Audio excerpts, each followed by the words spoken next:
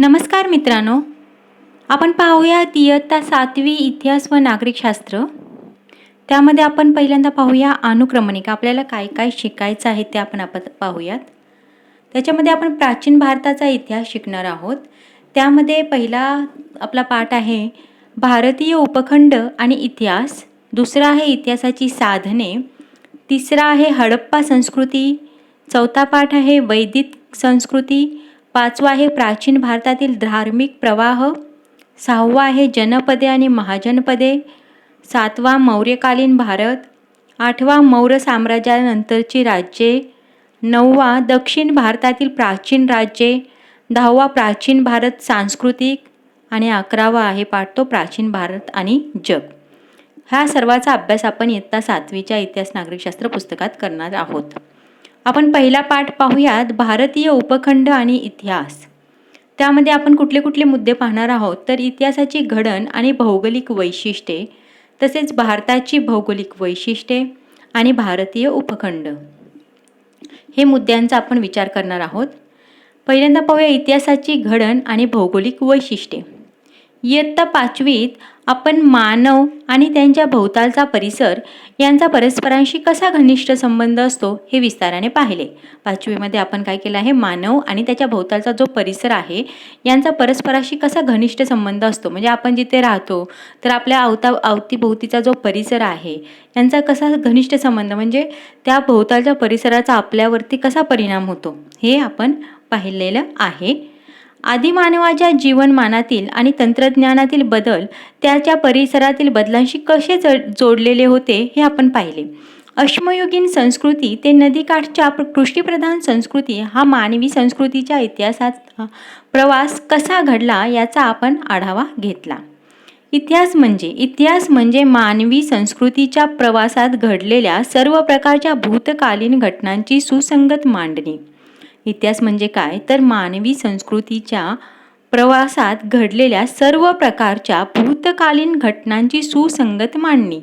म्हणजे आपला जो मानवी संस्कृतीचा प्रवास आहे त्याच्यामध्ये सर्व प्रकारच्या जे भूतकालीन घटनांची सुसंगत मांडणी, म्हणजे पूर्वी ज्या घटना होऊन गेलेल्या आहेत त्या घटनांची योग्य प्रकारे मांडणी केली जाते, त्याला म्हणायचे इतिहास. स्थल, काल, व्यक्ती, समाज हे इतिहासाचे 4 प्रमुख आधारस्तंभ आहेत. स्थल, काल, व्यक्ती, समाज. स्थल म्हणजे ती घटना कुठे घडली, काल म्हणजे केव्हा घडली, त्यावेळची वेळ कुठली होती, तसेच व्यक्ती कुठल्या व्यक्तीच्या बाबतीत ही घटना घडली, आणि समाज त्यावेळी कुठला समाज होता. हे 4 जे आहेत हे इतिहासाचे प्रमुख आधारस्तंभ आहेत. म्हणजे यावरूनच इतिहास ठरवला जातो. या 4 घटकांशिवाय इतिहास लिहिला जाऊ शकत नाही. यापैकी स्थल हा घटक भूगोलाशी म्हणजे भौगोलिक परिस्थितीशी संबंधित आहे. या 4 घटकांशिवाय इतिहास लिहिला जाऊ शकत नाही. कुठले 4 घटक आहेत तर स्थल, काल, व्यक्ती, समाज. ह्याच्यामध्ये जो स्थल आहे तो कसा आहे, भूगोलाशी म्हणजे भौगोलिक परिस्थितीशी संबंधित आहे. स्थल म्हणजे ती जागा कुठली होती त्याच्यावरून तो इतिहास लिहिला जातो. म्हणजे जो स्थल हा प्रकार आहे तो भूगोलाशी म्हणजे भौगोलिक परिस्थितीशी संबंधित आहे. इतिहास आणि भूगोल यांचे नाते अतूट आहे. भौगोलिक परिस्थिती इतिहासावर अनेक प्रकारे परिणाम करत असते. चला चर्चा करूयामध्ये. बघा, तुमच्या परिसरात कोणकोणते व्यवसाय आहेत, तुमच्या परिसरात कोणकोणती पिके घेतली जातात, असं तुम्हाला विचारलेले आहेत. म्हणजे आपण जिथे राहतो तर आपल्या आजूबाजूला कोणते कोणते व्यवसाय आहेत, म्हणजे कुठले कुठले व्यवसाय चालतात, तसे तुमच्या परिसरात कोणकोणती पिके घेतली जातात. आता तुम्ही जर गाव ठिकाणी राहत असाल तर तुम्हाला माहिती आहे आपल्या शेतीमध्ये कुठली कुठली पिके घेतली जातात. ज्वारी, बाजरी, मका, तसेच तांदूळ, म्हणजे जे आपल्याला जीवनावश्यक आहेत ती पिकं सर्व घेतली जातात. भुईमूग वगैरे. आणि जरी तुम्ही सिटीमध्ये राहत असाल, शहरामध्ये राहत असाल तर तुम्हाला माहिती असायला पाहिजे की कुठली कुठली पिके घेतली जातात. म्हणजे मानवी गरजांसाठी जी आवश्यक आहे ती सर्व पिके शेतीमध्ये घेतली जातात. तुमच्या परिसरात कोणकोणते व्यवसाय आहेत? आता जे गाव ठिकाणी राहणारी मुलं आहेत त्यांना माहिती आहे. त्यांच्या शेजारी जास्त करून कुठले व्यवसाय असतात तर शेती हा प्रमुख असतो, कारण शेतीवरतीच गावातल्या सर्व व्यवहार चाललेला असतो. मग त्याला पूरक जे व्यवसाय असतात, उदाहरणार्थ लोखंडाचा व्यवसाय करणारे, तसेच गाडगी मटकी बनवणारे कुंभार, तसेच आपल्याकडे कोण असतं अजून खेडेगावामध्ये तर कपड्याचे वगैरे व्यवसाय पण चालू असतातच, कारण ते जीवनावश्यक वस्तू आहेत. आहार, वेशभूषा, घरबांधणी, व्यवसाय इत्यादी गोष्टी बऱ्याच अंशी आपण राहतो त्या परिसराच्या भौगोलिक वैशिष्ट्यावर अवलंबून असतात. आहार म्हणजे आपलं जेवण, वेशभूषा वेशभूषा म्हणजे आपण जे परिधान करतो ते कपडे वगैरे, घरबांधणी म्हणजे घर बांधणारे, हे व्यवसाय आहेत ते इत्यादी गोष्टी बऱ्याच अंशी आपण राहतो त्या परिसराच्या भौगोलिक वैशिष्ट्यावर अवलंबून असतात. म्हणजे आपण जिथे राहतो त्यातील भौगोलिक वैशिष्ट्ये कशी आहेत त्यावरती हे व्यवसाय अवलंबून असतात. इथे बघायला आपल्याला ना घरांचे प्रकार दिलेले आहेत. झोपडी दाखवली आहे, कौलारू घरं दाखवली आहेत, बंगलो टाईप दाखवलेला आहे. तर समाज जीवनसुद्धा त्यावर अवलंबून असते. उदाहरणार्थ डोंगराळ प्रदेशात राहणाऱ्या लोकांचे जीवन मैदानी प्रदेशात राहणाऱ्या लोकांपेक्षा अधिक कष्टाचे असते. डोंगराळ प्रदेशात जे लोक राहतात त्यांचे जीवन कसं आहे, मैदानी प्रदेशात राहणाऱ्या लोकांपेक्षा अधिक कष्टाचे असते. कसे तर बघा, डोंगराळ प्रदेशात सुपीक शेतजमिनीची उपलब्धता अगदी थोडी, तर मैदानी प्रदेशात सुपीक शेतजमीन मोठ्या प्रमाणावर असते. डोंगराळ भागात काय असते तर सुपीक जी शेतजमीन आहे, सुपीक शेतजमीन कशासाठी, शेतीसाठी चांगली असते. परंतु डोंगराळ प्रदेशात काय होतं तर ती सुपीक शेतजमीन कमी प्रमाणात असते. मग मैदानी प्रदेशात काय होतं, सुपीक जमीन मोठ्या प्रमाणावर असते. त्यामुळे काय होतं, डोंगराळ प्रदेशातील लोकांना तृणधान्य, भाज्या कमी प्रमाणात उपलब्ध असतात. डोंगराळ प्रदेशातील लोकांना काय होतं, तृणधान्य आणि भाज्या कमी प्रमाणात उपलब्ध असतात. तर तुलनेने मैदानी प्रदेशातील लोकांना या गोष्टी पुरेशा मिळतात. त्याचा परिणाम खाण्यापिण्यावर झालेला दिसतो. डोंगराळ प्रदेशात राहणाऱ्या लोकांना अन्नासाठी शिकारीवर आणि जंगलातून गोळा केलेल्या पदार्थावर अधिक अवलंबून राहावे लागते. आता डोंगराळ प्रदेशातील लोकांना सुपीक शेतजमीन नसल्यामुळे तिथे कसं आहे, पिकं चांगली येत नाहीत. मग त्यामुळे त्यांना काय होतं, अन्नासाठी काय करावं लागतं, शिकारीवर आणि जंगलातून गोळा केलेल्या पदार्थांवरती अवलंबून राहावे लागते. त्यांना काही पर्यायच नाही. जंगलातून जे काही खाण्याचे पदार्थ मिळतील त्यावरती आणि तसेच शिकारीवरती ते आपल्या उपजीविकेसाठी अवलंबून असतात, अन्नासाठी अवलंबून असतात. अशाच पद्धतीने डोंगराळ प्रदेशात राहणाऱ्या आणि मैदानी प्रदेशात राहणाऱ्या लोकांच्या जीवन पद्धतीतील इतर गोष्टींमध्येही फरक आढळतो. आता आपण पाहूया, आपण राहतो त्या प्रदेशातील हवामान, पर्जन्यमान, शेतीतून मिळणारे पीक, वनस्पती आणि प्राणी इत्यादी गोष्टी आपल्या जगण्याची साधने असतात. आपण राहतो त्या प्रदेशातील हवामान म्हणजे आपण जिथे राहतो त्या प्रदेशातील हवामान कसं आहे, पर्जन्यमान म्हणजे पाऊस किती पडतो, कमी जास्त पडतो, शेतीतून मिळणारे पीक त्यावरती, पावसावरती शेतीतील मिळणारे पीकही अवलंबून असतं. तसेच वनस्पती आणि प्राणी इत्यादी गोष्टी आपल्या जगण्याची साधने असतात. त्यांच्या आधारानेच त्या प्रदेशातील जीवनपद्धती, संस्कृती विकसित होत असते. त्याच्या आधारानेच काय होतं, त्या प्रदेशातील जीवनपद्धती म्हणजे ह्या सर्वांच्या वरती आपलं त्या प्रदेशातील हवामान, पर्जन्यमान, शेतीतून मिळणारे पीक, वनस्पती, प्राणी इत्यादींवरती काय असते तर त्या प्रदेशातील जीवनपद्धती आणि संस्कृती विकसित होत असते. जगण्याच्या साधनांची मुबलकता जिथे असेल तिथे मानवी समाज दीर्घकाळ वस्ती करतो. म्हणजे जिथे सगळ्या सुविधा असतात त्या ठिकाणी मानवी समाज दीर्घकाळ वस्ती करतो, म्हणजे तिथे राहायला पसंत करतो. ते कालांतराने वस्त्यांचे ग्राम, वसाहती आणि नगरे यात रूपांतर होते. पर्यावरणाचा ऱ्हास, दुष्काळ, आक्रमणे आणि इतर कारणांमुळे जगण्याच्या साधनांची कमतरता भासू लागली की लोकांना गाव सोडून जाणे भाग पडते. ग्राम, वसाहती, नगरे उजाड होतात. अशा अनेक घडामोडी इतिहासात घडलेल्या दिसतात.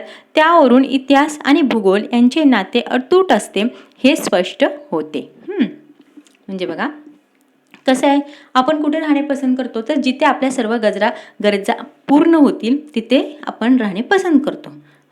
कारण काय, आता अलीकडे आपल्या कशा अन्न, वस्त्र, निवारा ह्या 3 तर मूलभूत गरजा आहेतच. पण काय झालेलं आहे आता तर शिक्षण, तसेच आपला व्यवसाय किंवा नोकरी ह्या सुद्धा महत्त्वाच्या गरजा बनलेल्या आहेत. मग त्यामुळे काय होतं, मग काय होतं, कालांतराने या वस्त्यांचे काय होतं, ग्राम, वसाहती, नगरे यामध्ये रूपांतर होते. पर्यावरणाचा ऱ्हास, दुष्काळ, आक्रमणे जर असं झालं की आपले जे भोवतालचं जे परिसर आहे त्याच्यामध्ये जर समजा पर्यावरणाचा ऱ्हास झाला, दुष्काळ किंवा आक्रमणे आणि इतर कारणामुळे जगण्याच्या साधनाची कमतरता भासू लागली की लोक काय करतात, गाव सोडून जाणे भाग पडते. मग ग्राम, वसाहती, नगरे उजाड होतात. अशा अनेक घडामोडी इतिहासात घडलेल्या दिसतात. त्यावरून इतिहास आणि भूगोल यांचे नाते अतूट आहे हे स्पष्ट होते. समजलं? इतिहास आणि भूगोल यांचे नाते अटूट का आहे, तर आपली जी भौगोलिक परिस्थिती आहे त्यावरतीच आपण राहणे पसंत करतो. म्हणजे जर आपल्या सर्व गरजा पूर्ण होत असतील तर त्या ठिकाणी आपण राहतो, पण जर गरजा पूर्ण होत नसतील तर आपण तो भाग सोडून देतो. म्हणूनच इतिहासात घडलेल्या अशा अनेक घटना दिसतात की ज्यावेळी असं ग्रामवसाहती नगरे उजाड होतात त्यावेळी लोक गावं सोडून जाणे त्यांना भाग पडते. मग त्यामुळे ते जिथं आपल्या गरजा पूर्ण होतील तिथे जाऊन वस्ती करतात. त्यावरून इतिहास आणि भूगोल यांचे नाते अटूट असते हे स्पष्ट होते. आता भारताची भौगोलिक वैशिष्ट्ये. आपला भारत देश विस्ताराने मोठा आहे. त्याच्या उत्तरेला हिमालय, पूर्वेला बंगालचा उपसागर, पश्चिमेला अरबी समुद्र आणि दक्षिणेला हिंदी महासागर आहे. बघा, भारताचा नकाशा डोळ्यापुढे आणा, त्यावरून तुमच्या लक्षात येईल. उत्तरेला हिमालय, उत्तरेला नजर गेली पाहिजे, तिथे आहे हिमालय.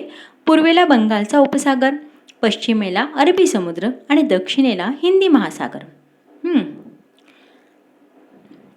भारताची अंदमान निकोबार आणि लक्षद्वीप ही बेटे वगळता उरलेला प्रदेश भौगोलिकदृष्ट्या सलग आहे. भारताचा कुठला अंदमान निकोबार लक्षद्वीप बेटे वगळता बाकीचा जो प्रदेश आहे तो कसा भौगोलिकदृष्ट्या सलग आहे. प्राचीन भारताचा इतिहास शिकत असताना आपल्याला हा भूप्रदेश लक्षात घ्यावा लागतो. त्याचाच उल्लेख आपण प्राचीन भारत असा करणार आहोत. ज्यावेळी आपण प्राचीन भारताचा इतिहास शिकत असतो त्यावेळी हा भूप्रदेश लक्षात घ्यावा लागतो. त्याचाच उल्लेख आपण प्राचीन भारत असा करणार आहोत. आजचे पाकिस्तान आणि बांगलादेश इसवी सन 1947 पूर्वी भारताचा भाग होते. जेव्हा आपला भारत स्वतंत्र झाला नव्हता तेव्हा पाकिस्तानी आणि बांगलादेश हा आपल्या भारताचाच भाग होता. भारतीय इतिहासाच्या जडणघडणीचा विचार केला असता खालील 6 भूप्रदेश महत्त्वाचे ठरतात. आपला जो भारतीय इतिहास आहे त्याची जडणघडण आहे त्याचा विचार केला असता काय माहिती आहे, तर हे खालचे जे भूप्रदेश आहेत ते महत्त्वाचे ठरतात. त्यामध्ये कुठला आहे, पहिला आहे हिमालय, दुसरा सिंधू गंगा ब्रह्मपुत्रा नद्यांचा मैदानी प्रदेश, तिसरा आहे थरचे वाळवंट, चौथा आहे दख्खनचे पठार आणि समुद्रकिनाऱ्याचे प्रदेश आणि समुद्रातील बेटे. तर आपण याचा अभ्यास करूया. आपल्याला इथे बघा हिमालय पर्वत दाखवलेला आहे, किती छान दिसतो हा हिमालय पर्वत. पहिल्यांदा आपण हिमालय पाहूया. हिंदुकुश व हिमालय पर्वतामुळे भारतीय उपखंडाच्या उत्तरेला जणू एक अभेद्य भिंतच उभी राहिलेली आहे. हिंदुकुश आणि हिमालय पर्वत यामुळे काय झालेलं आहे, भारतीय उपखंडाच्या उत्तरेला, नकाशा डोळ्यापुढे आणा, उत्तर साईडला जणू एक अभेद्य भिंतच उभी राहिली आहे. हे 2 पर्वत आहेत, हिमालय पर्वत आणि हिंदुकुश पर्वत. यामुळे असं वाटतं की उत्तरेला जणू एक अभेद्य भिंतच आहे. या भिंतीमुळे भारतीय उपखंड मध्य आशियातील वाळवंटापासून अलग झालेला आहे. मात्र हिंदुकुश पर्वतातील खैबर बोलन या खिंडीमधून जाणारा खुष्कीचा व्यापारी मार्ग आहे. मध्य आशियातून जाणाऱ्या प्राचीन व्यापारी मार्गाशी तो जोडला गेलेला आहे. चीनपासून निघून मध्य आशियातून अरबी प्रदेशापर्यंत जाणारा हा व्यापारी मार्ग रेशीम मार्ग म्हणून ओळखला जातो, कारण या मार्गावरून पश्चिमेकडील देशात पाठवल्या जाणाऱ्या मालात रेशीम प्रमुख होते. याच खिंडीतील मार्गावरून अनेक परदेशी आक्रमकांनी प्राचीन भारतात प्रवेश केला आणि अनेक परदेशी प्रवासी या मार्गाने भारतात आले. आता आपण पहिल्यांदा पाहूया हिमालय. हिंदुकुश पर्वत आणि हिमालय पर्वत यामुळे काय झाले, भारताच्या उपखंडाच्या उत्तरेला जणू एक अभेद्य भिंतच उभी राहिली आहे असे वाटतं. मग या भिंतीमुळे काय होतं, तर भारतीय उपखंड मध्य आशियातील वाळवंटापासून अलग झालेला आहे. मग मात्र हिंदुकुश पर्वतातील खैबर आणि बोलन या खिंडीमधून जाणारा खुष्कीचा व्यापारी मार्ग आहे. हिंदुकुश जो पर्वत आहे या पर्वतातील खैबर आणि बोलन हा जो भाग आहे तो कुठे आहे, तर हिंदुकुश पर्वतातील. मग हिंदुकुश पर्वतातील खैबर आणि बोलन या खिंडीमधून जाणारा खुष्कीचा व्यापारी मार्ग आहे तिथे. मध्य आशियातून जाणाऱ्या प्राचीन व्यापारी मार्गाशी तो कसा जोडला गेलेला आहे. मग चीनपासून निघून मध्य आशियातून अरबी प्रदेशापर्यंत जाणारा हा व्यापारी मार्ग म्हणजे रेशीम मार्ग म्हणून ओळखला जातो, कारण या मार्गावरून काय पश्चिमेकडील देशात पाठवल्या जाणाऱ्या मालात रेशीम प्रमुख होते. मग त्यावेळी काय व्हायचं, पश्चिमेकडील देशात आपल्याकडे काय पाठवलं जायचं, तर रेशीम. मग त्यामुळे काय म्हणायचं, या मार्गाला रेशीम मार्ग असे म्हणतात. याच खिंडीतील मार्गावरून अनेक परदेशी आक्रमकांनी काय केलं, प्राचीन भारतात प्रवेश केला आणि अनेक परदेशी प्रवासी या मार्गाने भारतात आले. अनेक परदेशी प्रवासी कुठल्या मार्गाने भारतात आले, तर हा जो खुष्कीचा मार्ग आहे कुठला, त्यालाच रेशीम मार्ग असे म्हणतात. आता इथे आपल्याला बघा खैबर खिंड दाखवलेली आहे. दुसरा पाहूया भाग आपण सिंधू, गंगा, ब्रह्मपुत्रा या नद्यांचा मैदानी प्रदेश. सिंधू, गंगा आणि ब्रह्मपुत्रा या 3 मोठ्या नद्या आणि त्यांच्या उपनद्या यांच्या खोऱ्यांचा हा प्रदेश आहे. सिंधू, गंगा, ब्रह्मपुत्रा नद्यांचा जो मैदानी प्रदेश आहे त्याच्यामध्ये काय काय येतं तर सिंधू, गंगा, ब्रह्मपुत्रा या 3 मोठ्या नद्या आणि त्यांच्या उपनद्या यांच्या जो खोऱ्यांचा प्रदेश आहे तोच हा सिंधू, गंगा, ब्रह्मपुत्रा नद्यांचा मैदानी प्रदेश आहे. हा प्रदेश पश्चिमेकडे सिंध, पंजाब पासून पूर्वेकडे सध्याच्या बांगलादेशपर्यंत पसरलेला आहे. भारतातील सर्वाधिक प्राचीन नागरी हडप्पा संस्कृती आणि त्यानंतरची प्राचीन गणराज्य आणि साम्राज्य याच प्रदेशात उदयाला आले. इथे बघायला आपल्याला गंगा नदी दाखवलेली आहे. सिंधू, गंगा, ब्रह्मपुत्रा या नद्यांचा मैदानी प्रदेश. सिंधू, गंगा, ब्रह्मपुत्रा या 3 मोठ्या नद्या आणि त्यांच्या ज्या उपनद्या आहेत त्या या सर्वांच्या खोऱ्यांचाच हा प्रदेश आहे. आणि हा प्रदेश काय होतं पश्चिमेकडे सिंध, पंजाब पासून पश्चिमेकडे, पश्चिम भाग लक्षात आणा लगेच, पश्चिमेकडे सिंध, पंजाब पासून पूर्वेकडे सध्याच्या बांगलादेश म्हणजे आता जो बांगलादेश आहे तिथपर्यंत पसरलेला आहे. पश्चिमेकडील सिंध, पंजाब पासून पूर्वेकडील बांगलादेश इथपर्यंत हा प्रदेश पसरलेला आहे. मग भारतातील सर्वात प्राचीन नागरी हडप्पा संस्कृती आणि त्यानंतरची प्राचीन गणराज्ये आणि साम्राज्ये याच प्रदेशात उदयाला आली होती. या प्रदेशामध्ये झालेली हडप्पा संस्कृती तसेच प्राचीन गणराज्य, साम्राज्य ही सर्व या प्रदेशात उदयाला आली होती. माहीत आहे का तुम्हाला मध्ये पहा काय सांगितलं आहे आफ्रिका खंडातील सहारा वाळवंट हे जगातील सर्वात मोठे वाळवंट आहे. हे लक्षात ठेवा. आफ्रिका खंड जो आहे त्यामधील जे सहारा वाळवंट आहे हे जगातील सर्वात मोठे वाळवंट आहे. विचारलं जातं जगातील सर्वात मोठे वाळवंट कुठले आहे तर सहारा वाळवंट. ते कुठे आहे आफ्रिका खंडामध्ये हे विचारलं जातं. इथे बघा आपल्याला थरचे वाळवंटचा फोटो दाखवलेला आहे. आता आपण पाहूया थरचे वाळवंट. थरचे वाळवंट राजस्थान, हरियाणा, गुजरात या प्रदेशातील काही भागांमध्ये पसरलेले आहे. थरचे वाळवंट कुठे आहे तर राजस्थान, हरियाणा आणि गुजरात या प्रदेशातील काही भागांमध्ये पसरलेले आहे. त्याचा काही भाग आजच्या पाकिस्तानातही आहे. उत्तरेला सतलज नदी, पूर्वेला अरवली पर्वताच्या रांगा, दक्षिणेला कच्छचे रण आणि पश्चिमेला सिंधू नदी आहे. हिमाचल प्रदेशात उगम पावणारी घग्गर नावाची नदी थरच्या वाळवंटात पोहोचते. पाकिस्तानमध्ये तिला हाकरा या नावाने ओळखतात. राजस्थान आणि पाकिस्तानमधील तिचे पात्र आता कोरडे पडलेले आहे. त्या कोरड्या पात्राच्या प्रदेशात हडप्पा संस्कृतीची अनेक स्थळे विखुरलेली आहेत. आपण इथे पाहिलं आफ्रिका खंडातील सहारा वाळवंट हे जगातील सर्वात मोठे वाळवंट आहे. आता आपल्याला बघायचं आहे थरचे वाळवंट. थरचे वाळवंट कुठे कुठे पसरलेले आहे राजस्थान, हरियाणा आणि गुजरात. राजस्थान, हरियाणा, गुजरात थरचे वाळवंट लक्षात ठेवा. 3 भाग या 3 प्रदेशामध्ये पसरलेले आहे. त्याचा काही भाग आजच्या पाकिस्तानातही आहे. आता याचा ह्या थरच्या वाळवंटाचा काही भाग कुठे आहे तर आजच्या पाकिस्तानमध्येही आहे. उत्तरेला सतलज नदी, पूर्वेला अरवली पर्वताच्या रांगा आणि दक्षिणेला कच्छचे रण आणि पश्चिमेला सिंधू नदी आहे. आता हे थरच्या वाळवंटाच्या बघा उत्तरेला काय आहे सतलज नदी, पूर्वेला अरवली पर्वताच्या रांगा, दक्षिणेला कच्छचे रण आणि पश्चिमेला सिंधू नदी आहे. हिमाचल प्रदेशात उगम पावणारी घग्गर नावाची नदी थरच्या वाळवंटात पोहोचते. पाकिस्तानमध्ये तिला हाकरा नावाने ओळखले जाते. हिमाचल प्रदेशात उगम पावणारी घग्गर नावाची नदी आहे आणि ती कुठे थरच्या वाळवंटात पोहोचते आणि तिलाच पाकिस्तानमध्ये हाकरा या नावाने ओळखले जाते. म्हणजे घग्गर नावाची जी नदी आहे तिचंच दुसरं नाव आहे हाकरा. पाकिस्तानमध्ये ती हाकरा नावाने ओळखली जाते. राजस्थान आणि पाकिस्तानमधील तिचे पात्र आता कोरडे पडलेले आहे. त्या कोरड्या पात्राच्या प्रदेशात हडप्पा संस्कृतीची अनेक स्थळे विखुरलेली आहेत. आता आपण पाहूया दख्खनचे पठार. एका बाजूस पूर्व किनारा आणि दुसऱ्या बाजूस पश्चिम किनारा यामध्ये असलेला भारताचा भूप्रदेश दक्षिणेकडे निमुळता होत जातो आणि त्याच्या पश्चिम बाजूला अरबी समुद्र, दक्षिणेला हिंदी महासागर आणि पूर्वेला बंगालचा उपसागर आहे. 3 बाजूंनी पाण्याने वेढलेला हा भूभाग समुद्रात घुसलेल्या एखाद्या त्रिकोणी सुळक्यासारखा दिसतो. अशा भूप्रदेशाला द्वीपकल्प असे म्हणतात.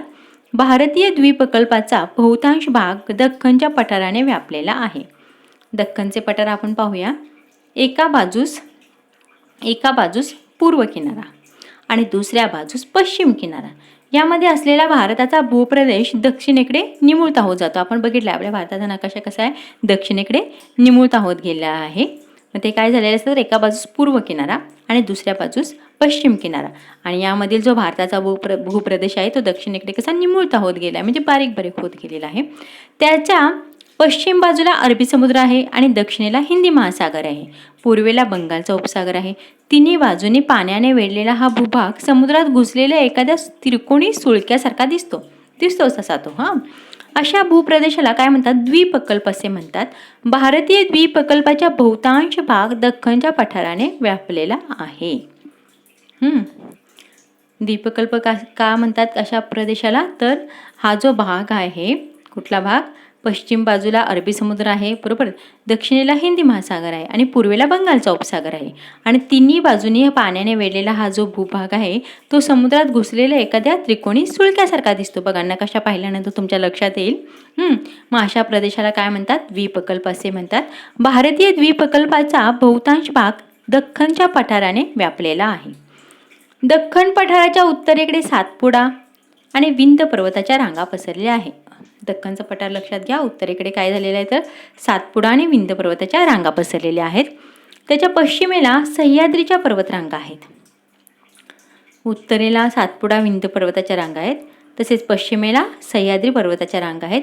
त्यालाच पश्चिम घाट असे म्हणतात. पश्चिम घाट लक्षात आला तुमच्या, तर पश्चिमेला सह्याद्रीच्या पर्वतरांगा आहे, त्यालाच काय म्हणतात, पश्चिम घाट असेही म्हणतात. सह्याद्रीच्या पश्चिम पायथ्याशी कोकण आणि मलबारच्या किनारपट्टीचा प्रदेश आहे. सह्याद्रीच्या पश्चिम पायथ्याशी काय आहे, कोकण आणि मलबार यांच्या किनारपट्टीचा प्रदेश आहे. दख्खन पठाराच्या पूर्वेकडील डोंगरांना पूर्व घाट असे म्हणतात. पश्चिम घाट लक्षात आला तुमच्या, तर सह्याद्रीच्या पर्वतरांगा ज्या आहेत पश्चिमेला त्याला पश्चिम घाट म्हणायचं बरोबर, आणि सह्याद्रीच्या पश्चिम पायथ्याशी कोकण आणि मलबारच्या किनारपट्टीचा प्रदेश आहे. मग दख्खन पठाराच्या पूर्वेकडील डोंगरांना काय म्हणायचं, पूर्व घाट. पूर्वेकडील डोंगरांना पूर्व घाट, पूर्व घाट पश्चिम घाट समजला. पूर्वेकडील डोंगरांना पूर्व घाट आणि पश्चिमेला सह्याद्रीच्या ज्या पर्वतरांगा आहे त्याला म्हणायचं पश्चिम घाट. या पठारावरील जमीन सुपीक असून तिथे हडप्पा संस्कृतीच्या नंतरच्या काळात अनेक कृषीप्रधान संस्कृती नांदत होत्या. या पठारावरील जमीन कशी होती, सुपीक होती, आणि तिथे हडप्पा संस्कृतीच्या नंतरच्या काळात अनेक कृषीप्रधान संस्कृती नांदत होत्या. मौर्य साम्राज्य हे प्राचीन भारतातील सर्वाधिक मोठे साम्राज्य होते आणि दख्खनच्या पठाराचा समावेश या साम्राज्यात झालेला होता. मौर्य साम्राज्यानंतरही इथे अनेक छोटी मोठी साम्राज्ये होऊन गेली. दख्खनचं पठार आपण पाहिलं, एका बाजूस पूर्व किनारा, दुसऱ्या बाजूस पश्चिम किनारा, आणि यामध्ये असलेला जो भारताचा भूप्रदेश आहे तो दक्षिणेकडे कसा निमुळता होत गेलेला आहे, आणि त्याच्या पश्चिम बाजूला अरबी समुद्र, दक्षिणेला हिंदी महासागर, पूर्वेला बंगालचा उपसागर आहे, आणि या तीन बाजूंनी पाण्याने वेढलेला जो भूभाग आहे तो समुद्रात घुसलेल्या एखाद्या त्रिकोणी सुळक्यासारखा दिसतो. मग अशा भूप्रदेशाला द्वीपकल्प असे म्हणतात. आणि भारतीय द्वीपकल्पाचा बहुतांश भाग कसा आहे, दख्खनच्या पठाराने व्यापलेला आहे. दख्खन पठाराच्या उत्तरेकडे काय आहे, सातपुडा आणि विंध्य पर्वताच्या रांगा पसरलेल्या आहेत, आणि त्याच्या पश्चिमेला सह्याद्रीच्या पर्वतरांगा पसरलेल्या आहेत, त्यालाच पश्चिम घाट असेही म्हणतात. सह्याद्रीच्या पश्चिम पायथ्याशी कोकण आणि मलबारच्या किनारपट्टीचा प्रदेश आहे. दख्खन पठाराच्या पूर्वेकडील डोंगरांना पूर्व घाट असेही म्हटले जाते. या पठारावरील जमीन कशी सुपीक असून तिथे हडप्पा संस्कृतीच्या नंतरच्या काळात काय झालेलं आहे, अनेक कृषीप्रधान संस्कृती नांदत होत्या. मौर्य साम्राज्य हे प्राचीन भारतातील सर्वाधिक मोठे साम्राज्य होते आणि दख्खनच्या पठाराचा समावेश या साम्राज्यात झालेला होता.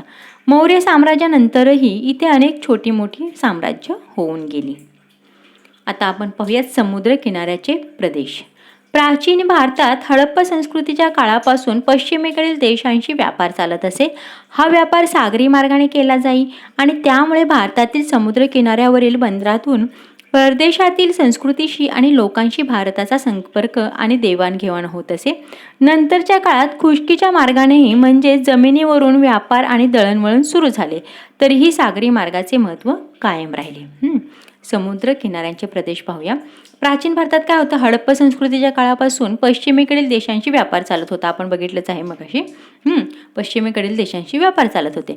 मग हा व्यापार काय व्हायचा, सागरी मार्गाने केला जाई. सागरी मार्गाने म्हणजे समुद्रातून केला जाई आणि त्यामुळे भारतातील समुद्र किनाऱ्यावरील बंदरातून परदेशातील संस्कृतीशी आणि लोकांशी भारताचा संपर्क आणि देवाणघेवाण होते. या व्यापारामुळे काय व्हायचं, भारतातील समुद्रकिनाऱ्यावरील बंदरातून काय व्हायचं, परदेशातील संस्कृतीशी आणि लोकांशी भारताचा संपर्क आणि देवाणघेवाण होत असे. मग नंतरच्या काळात काय झालं, खुष्कीच्या मार्गाने म्हणजे जमिनीवरून व्यापार आणि दळणवळण सुरू झाले. सुरुवातीला समुद्रामधून व्यापार होत असे, नंतर काय झालं तर खुष्कीच्या मार्गाने म्हणजे जमिनीवरून व्यापार आणि दळणवळण सुरू झाले. तरीही सागरी मार्गाचे महत्त्व कायम राहिले. म्हणजे जरी जमिनीवरून व्यापार होत असेल तरी सागरी मार्गातूनही व्यापार होतच राहिले. आता समुद्रातील बेटे. अंदमान आणि निकोबार ही बंगालच्या उपसागरातील भारतीय बेटे आहेत. आपल्याला माहीतच आहे, अंदमान आणि निकोबार बेटे हे कसं आहे, बंगालच्या उपसागरातील भारतीय बेटे आहेत. तसेच लक्षद्वीप ह्या भारतीय बेटांचा समूह अरबी समुद्रात आहे. प्राचीन काळच्या समुद्री व्यापारात या बेटांचे स्थान महत्त्वाचे असावे. अंदमान निकोबार ही कसे बंगालच्या उपसागरातील भारतीय बेटे आहेत. समुद्रातील बेटे आपण पाहत आहोत, तर अंदमान निकोबार ही बंगालच्या उपसागरातील भारतीय बेटे आहेत. तसेच लक्षद्वीप हा जो आहे तो भारतीय बेटांचा समूह आहे, तो कुठे, अरबी समुद्रात आहे. मग प्राचीन काळच्या समुद्री व्यापारात काय होते, या बेटाचे स्थान महत्त्वाचे होते, कारण त्यावेळी जास्त समुद्रातूनच व्यापार चालायचा, त्यामुळे या बेटांचे स्थान महत्त्वाचे होते. Periplus of the Erythraean Sea. Periplus of the Erythraean Sea म्हणजेच तांबड्या समुद्राचे माहिती पुस्तक. या पुस्तकात भारतीय बेटांचा उल्लेख आहे आणि हे पुस्तक एका अनामिक ग्रीक खलाशाने लिहिलेले आहे. बघा, एका अनामिक ग्रीक खलाशाने काय केले आहे, तांबड्या समुद्राचे माहिती पुस्तक. या पुस्तकामध्ये काय आहे, भारतीय बेटांचा उल्लेख आहे आणि हे पुस्तक एका अनामिक ग्रीक खलाशाने लिहिले आहे. त्याने लिहिताना त्याचं नाव काय होतं तर Periplus of the Erythraean Sea. Periplus of the Erythraean Sea. आता आपल्याला बघा इथं प्राकृतिक भारताचा नकाशा दाखवलेला आहे. यामध्ये दख्खनच्या पठाराचा भाग दाखवलेला आहे. दख्खनचे पठार आपण मगाशी पाहिले ना, थरचे वाळवंट दाखवलेले आहे. तसेच बघा अरबी समुद्र, बंगालचा उपसागर, अंदमान निकोबार बेटे. हे सागरी मार्ग महत्त्वाचा होता. ते अंदमान निकोबार बेटे बघा बंगालच्या उपसागरामध्ये आहेत. दक्षिणेला हिंदी महासागर दाखवलेला आहे. लक्षद्वीप बेटे दाखवली आहेत. ते हिंदुकुश पर्वत, अफगाणिस्तान, पाकिस्तान. तसेच इथं नद्या, ही निळ्या ह्याच्यामध्ये आपल्याला नद्या दाखवलेल्या आहेत, पर्वत दाखवलेले आहेत, वाळवंट, पठार दाखवलेले आहे. इथं दख्खनचे पठार बघा चॉकलेटी कलरमध्ये दाखवलेलं आहे. आता आपल्याला करून पहामध्ये काय सांगितलं आहे तर भारताचा नकाशा आराखड्यात खालील ठिकाणांच्या नोंदी करा.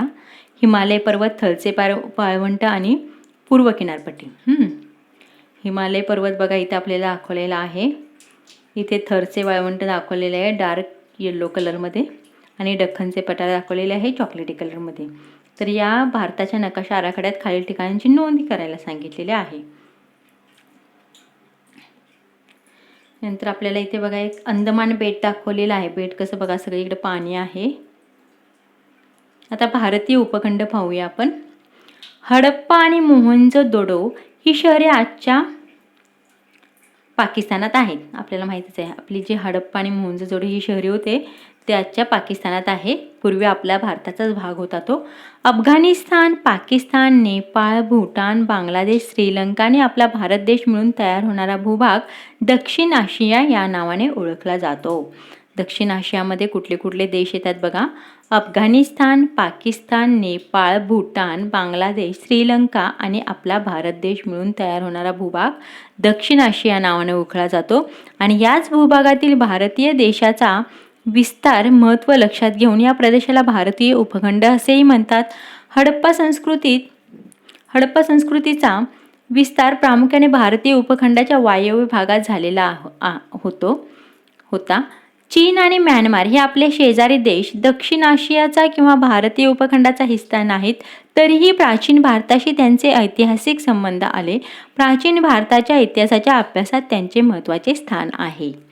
भारतीय उपखंडामध्ये बघा हडप्पा आणि मोहनजोदडो ही जी शहरे आहेत ती कुठे आहेत तर आजच्या पाकिस्तानात आहेत. मग बघा अफगाणिस्तान, पाकिस्तान, नेपाळ, भूटान, बांगलादेश, श्रीलंका आणि आपला भारत हे सात देश लक्षात घ्या. अफगाणिस्तान, पाकिस्तान, नेपाळ, भूटान, बांगलादेश, श्रीलंका आणि आपला भारत देश ह्या जो मिळून भूभाग तयार होतो त्याला दक्षिण आशिया नावाने ओळखले जाते. आणि या भूभागातील भारत देशाचा जो आपला विस्तार आहे आणि त्याचं महत्त्व लक्षात घेऊन यालाच भारतीय उपखंड असे म्हणतात. भारतीय उपखंडात कुठले कुठले देश येतात, किती देश येतात ते लक्षात ठेवा. 7 देश येतात टोटल. त्याच्यामध्ये येतो पहिल्यांदा अफगाणिस्तान येतो, पाकिस्तान येतो, नेपाळ, भूटान, बांगलादेश, श्रीलंका आणि आपला भारत. हे मिळून दक्षिण आशिया या नावाने ओळखला जातो हा भूभाग. त्यालाच भारतीय उपखंडही असे म्हणतात. हडप्पा संस्कृतीचा विस्तार प्रामुख्याने भारतीय उपखंडाच्या वायव्य भागात झालेला होता. त्यावेळी हडप्पा जी संस्कृती आहे त्याचा विस्तार भारतीय उपखंडाच्या वायव्य भागात झालेला होता. चीन आणि म्यानमार हे आपले शेजारी देश दक्षिण आशियाचा किंवा भारतीय उपखंडाचा हिस्सा नाहीत. आता आपण बघितलं दक्षिण आशियामध्ये कुठले कुठले देश येतात ते. हे 7 देश येतात. अफगाणिस्तान, पाकिस्तान, नेपाळ, भूटान, बांगलादेश, श्रीलंका आणि आपला भारत. आता हे कसं लक्षात ठेवायचं बघा. पाकिस्तान हे स्थान आहेत दोन्ही याच्यामध्ये, तर लक्षात राहील अफगाणिस्तान, पाकिस्तान. नंतर नेपाळ, भूटान, बांगलादेश, श्रीलंका, भारत. अफगाणिस्तान, पाकिस्तान, नेपाळ, भूटान, बांगलादेश, श्रीलंका, भारत. मग हे भारतीय उपखंडाचा हिस्सा नाहीत कोण? चीन आणि म्यानमार. तरीही काय झालेलं आहे तर प्राचीन भारताशी त्यांचे कसे ऐतिहासिक संबंध आले होते आणि प्राचीन भारताच्या इतिहासाच्या अभ्यासात त्याचे महत्त्वाचे स्थान आहे. तर या ठिकाणी आपला इथे पाठ संपलेला आहे. पुन्हा भेटूयात नवीन पाठासह. धन्यवाद मित्रांनो.